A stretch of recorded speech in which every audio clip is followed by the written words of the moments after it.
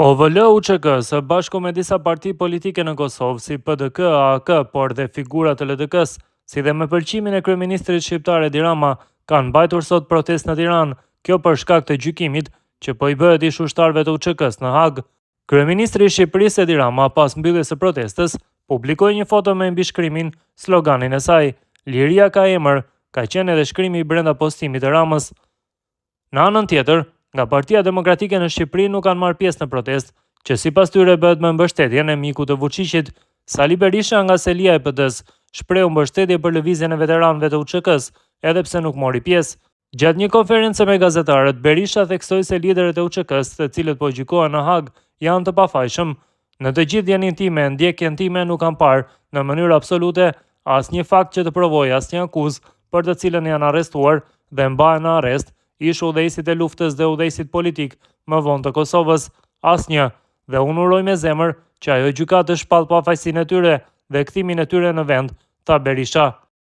Por kreu i PD-s e akuzoi kryeministrin Rama se po përdor kauzën e UÇK-s dhe protestën për qëllime politike. Përdorimi për qëllime politike i procesit është një makabritet. Edi Rama u tërhoq, por unë kam këtu dëshmit që ai ishte parashikuar të fliste mbi një orë. E kuptoni ju, do bëj patriot njeriu që me aktet e tij është kundër Kosovës, po aq armik sa Aleksandar Vučić, deklaroi ai. Në anën tjetër në Kosovë ka pasur deklarime se protesta në Tiranë bëhet me qëllime kundër kryeministrit Albin Kurti dhe balotazheve në zgjedhjet lokale. Një gjë të tillë e thotë edhe ishe prori i UÇK-s, Naim Iftari.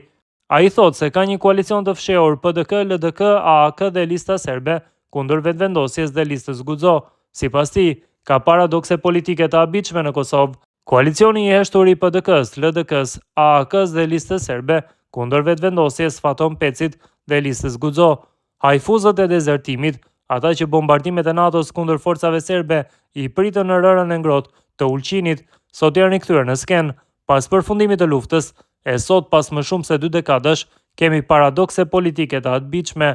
LDK-ja merr vetëm 214 vota në Mitrovic, AAK-ja 50 vota dhe megjithatë të gjithë së bashku nuk arritën ta mposhtin Faton Pecin, deklaron Miftari.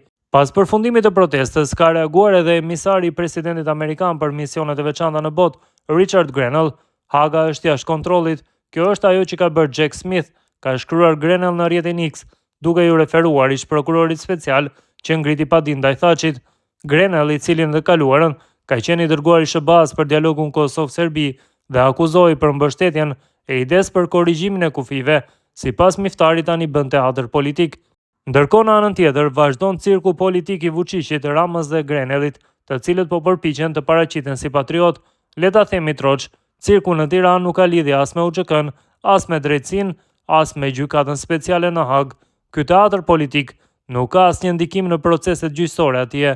Qëllimi i vërtetë i këtij mobilizimi është tjetërkund, të bashkojë profiterët, politikanët e korruptuar dhe interesat e errta serbe në Kosovë, të gjithë kundër Albin Kurtit dhe qeverisë së Kosovës. Mjafton të shikoni, organizatorët e këtij cirku, promotorë e sponsor, janë shumica milionerë të pasuruar nga korrupsioni dhe përfitimet nga lufta. Shikoni më pas moderatorët dhe analistët e zjarrt të ditëve të fundit, ata që deri dje akuzonin UÇK-n për krime të rënda, për vrasje civilësh serb, për skuadra vrasjesh dhe që pretendojnë se Hashim Thaçi, Veseli, Selimi e Krasniqi kanë vrarë aktivistët e LDK-s. Skafa e Ramizi, kur i dëgjonte këta luftëtarë të krimit të organizuar, që shpifnin, mashtronin, falsifikonin dhe tratonin, ai thoshte: "Lujta, sot edhe unë do të thoja kemi luajtur të gjithë, ose kanë luajtur vetëm ata", ka shtuar Miftari. Tutja i ka shtuar se sot Tirana u kthye në patriotizëm të rem. Ky është cirku i radhës i Edi Ramës për të mbuluar tradhtit dhe aferrat e veta korruptive.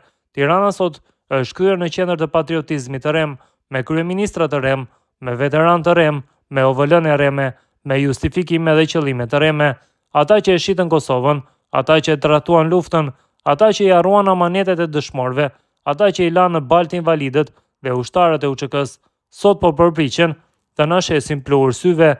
Merreni me vete në këtë cirk edhe Grenellin, Batonin, Buzhalën, Kajtazin, Shehollin, Balën, Zekan, Lindën, Alin, Abazovićin, Bujarin, Shqiprimin. Ky cirk ka emër, përfundon sheprori i UÇK-s.